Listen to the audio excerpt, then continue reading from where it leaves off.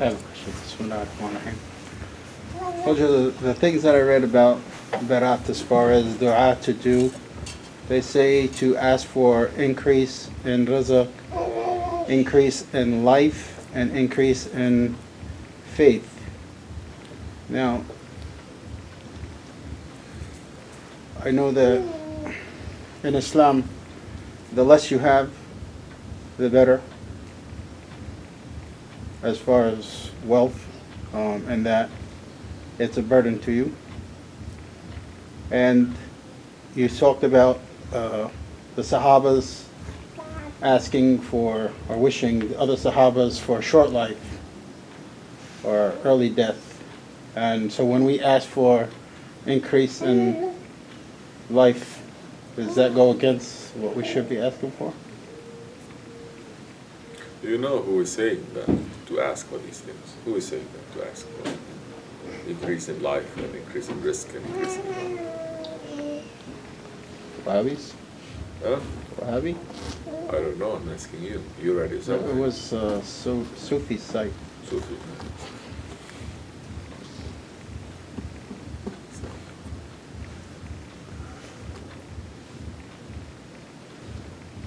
What is everyone's understanding of long life? Everyone thinking I'm going to live to 1,000 years. That's what they're thinking. No understanding. Sufi understanding? Thinking. Risk. What is everyone's understanding of risk? What we see on television. Lifestyles of the kafirs. We say we want that kind of life. That is risk. Holy Prophet ﷺ said to a man who came to him, and he said, Ya Rasulullah, I love you. Maybe that's what we should be asking, to increase our love for the Prophet ﷺ, instead of just thinking for ourselves, because the love of Prophet is the love of Allah. Everyone is just thinking of this dunya. The man said, I love you, Ya Rasulullah. Prophet ﷺ said, then prepare yourself for hardship. Hardship has always been the way of the prophets, the way of the awliya, the way of the sahabis, the way of the tabi'ins, the way of the salihin. Why is that? Holy Prophet ﷺ is saying the sign that Allah doesn't love His servants. You're not even going to find Him to have a toothache. What is this understanding? Are we asking Allah for hardship? No. Do not ask Allah subhanahu wa ta'ala for hardship. Don't ask Allah subhanahu wa ta'ala for test. Ask Allah subhanahu wa ta'ala always for mercy. Which is why it is linked to the Holy Prophet ﷺ, because he is rahmatul lil alameen. He is the mercy to all the alams. But he is the most merciful of the one who was created by the most merciful. Yet look at his life. His life, you cannot say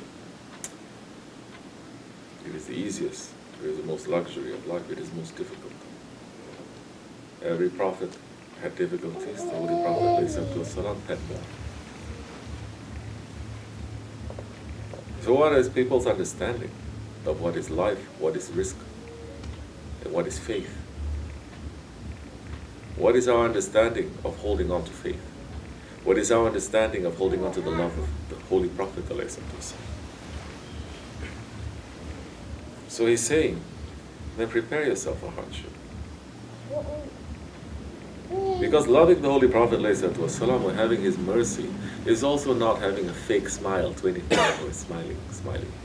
I love everyone, I love you. Wahhabis, I love Wahhabis. Kafir, I love Kafir. Because Prophet loved everyone. No. Prophet did not love everyone. He loved Allah. And he loves what Allah loves. And Allah does not love batil. Allah does not love the oppressors. Allah does not love those ones who are making partners to himself. It's up to today's so-called alims and ulamas and so-called sheikhs. Oof. They're going to say, we have more mercy than the Prophet. Don't you see? We love everyone. That there's a dua. Holy Prophet ﷺ saying, ask for the best of this world and the best of this akhirat. The dunya wal akhirah.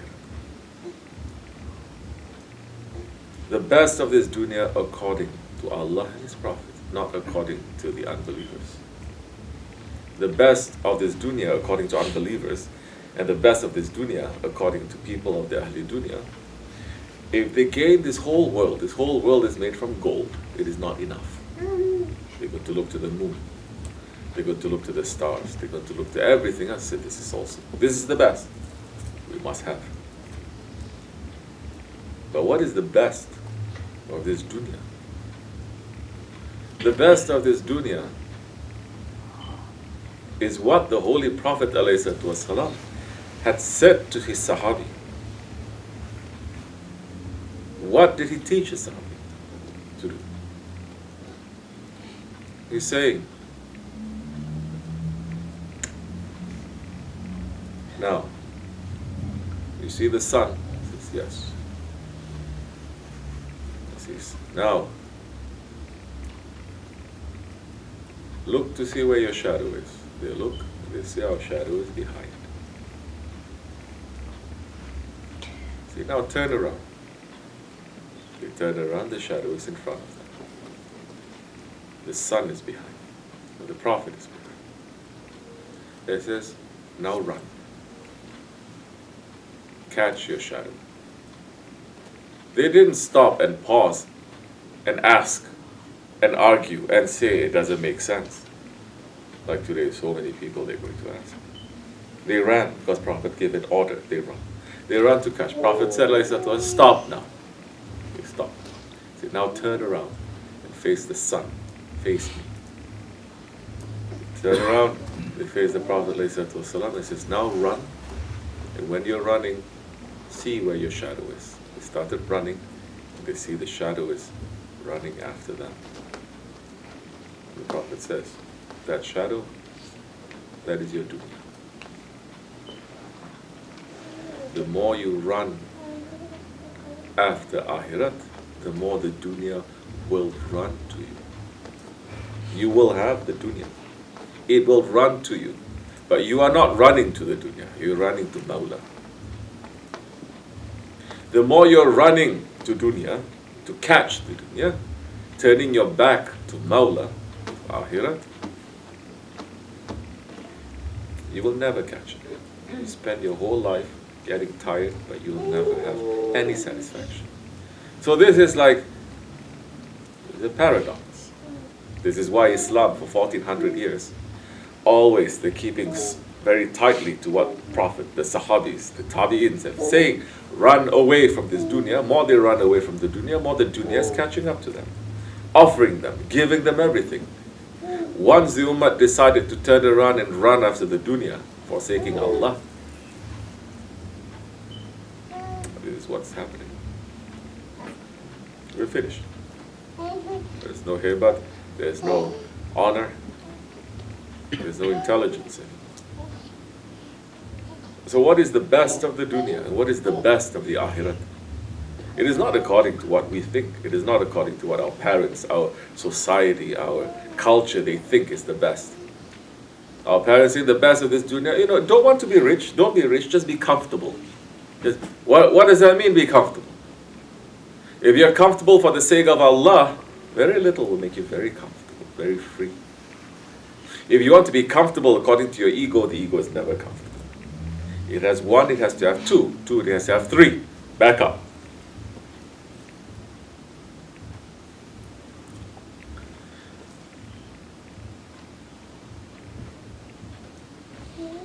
The Sahaba Kiram, so many of them, they were poor.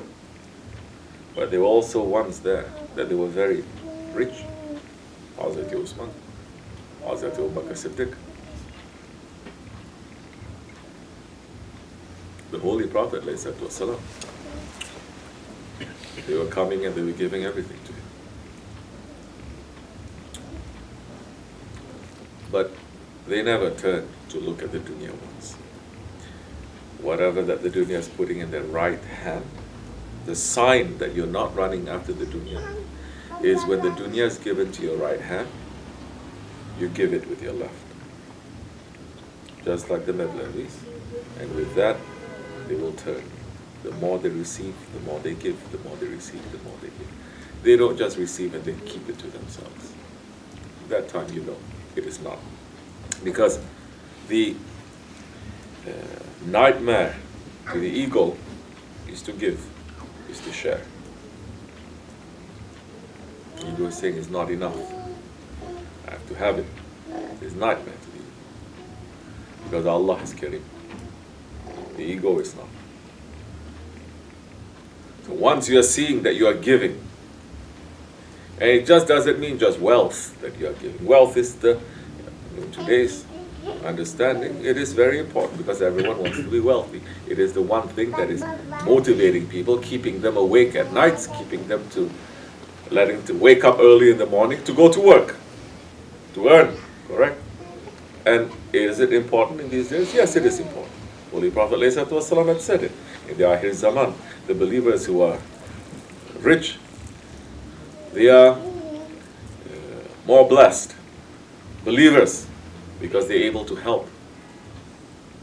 You understand? It's not just getting that wealth. Don't you see there's so many Muslims. They have so much wealth they don't know what to do with it. And instead of giving, they're putting it more to themselves. And it becomes, you can already see, it becomes very disgusting. Like what they say, Turks they're saying, the Arabs, they found so much oil, they don't know what to do with it. They take the oil and they put it, on their faces. Let's say, nice, polite term.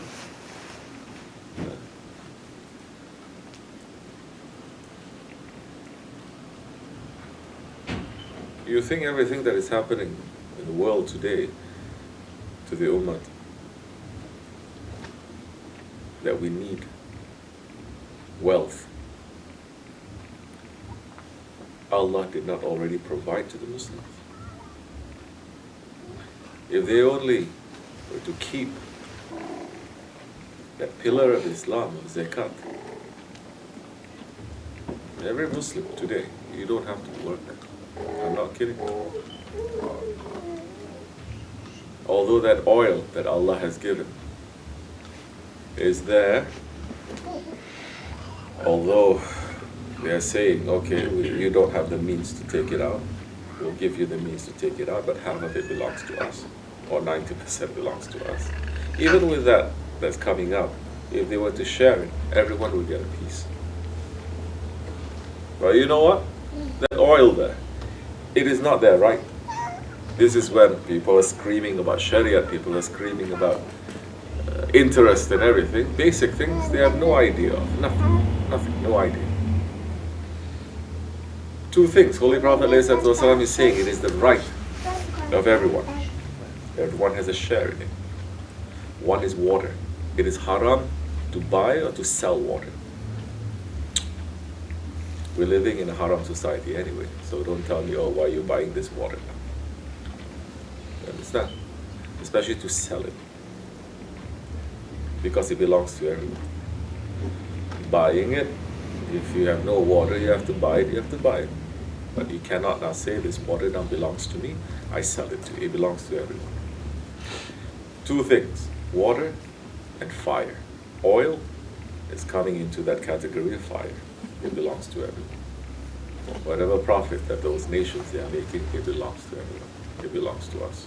Our Shaykh made this calculation 20 years ago. He said, because when he was working at the United Nations for a pretty long time, he had insider knowledge about certain things that are happening in there. How nations they earn, what do they do with their earnings, how much it is. And he said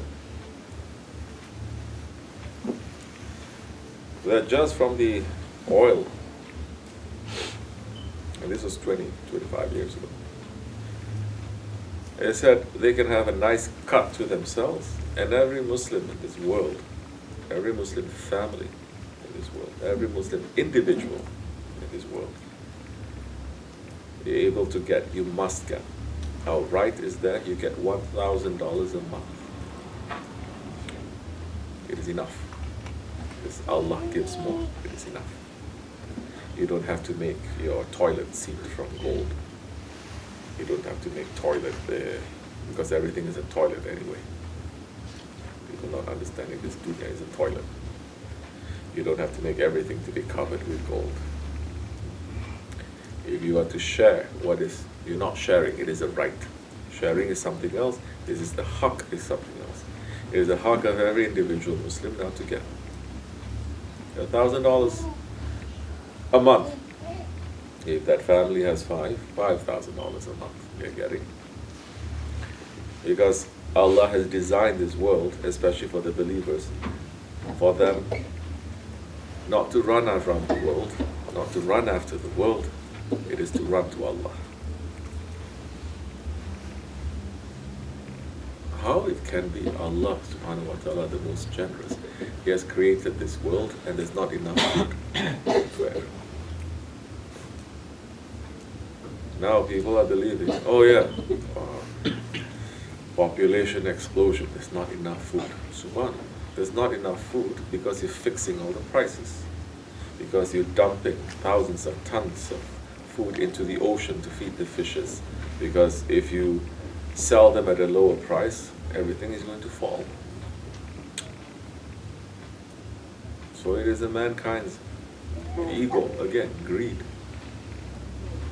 It has nothing to do with your religion also. You have a religion, but you don't understand the sickness of your spirit, the sickness of your soul.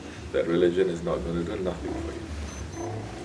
First you have to get rid of that. So yes, we are asking, what we ask, ease of this life. The best of this dunya for a believer is ease. So that he's not going to sit and think about how to earn, where to earn, how to feed his family. This is the best of the world, that we don't become a slave to the world. And the best of the akhirat, what is the best of the akhirat? This is according to your level of faith too. We are in tariqat. What is the best of the akhirat?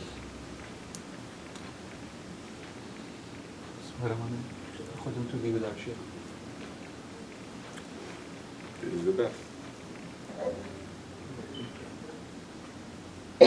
To be with our Shaykh, it is to be with the Holy Prophet ﷺ, to be with Allah. If you are only looking to Jannah, but if you are separated from Allah, then Jannah will turn to Jahannam. You know this. Everyone has experienced this. You know what love is, whichever level of love it is. That separation becomes a torture when you are separated. When you have love and you're separated from that love, it becomes a torture. Even if you are in a palace, even if you are surrounded by luxury, but you are separated from the one that you love, it becomes a hell for you. So what is it that we love? I'm not saying don't ask for Jannah. I'm not saying look down on it. No, you have no permission, we have no right to say things like that. But we want to be with those ones who are with Allah. Because we came from Allah and our return is to Him. Inshallah, this is something for us to think, to pull ourselves back, and to understand for the night of Nisfu Barat, Nisfu Sha'ban, Laylatul Barat, to ask Allah to give us a clean Barat, for forgiveness.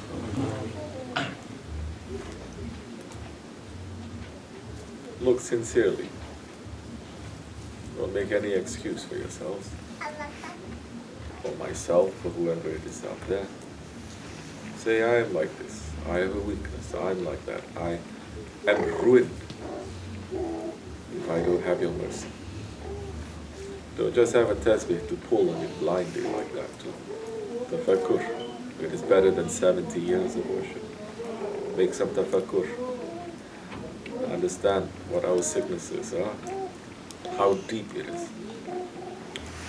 More sincere we are, more generous Allah will be. May Allah forgive me and bless you, inshallah. For the sake of the Holy Prophet, alayhi salatu wasalam.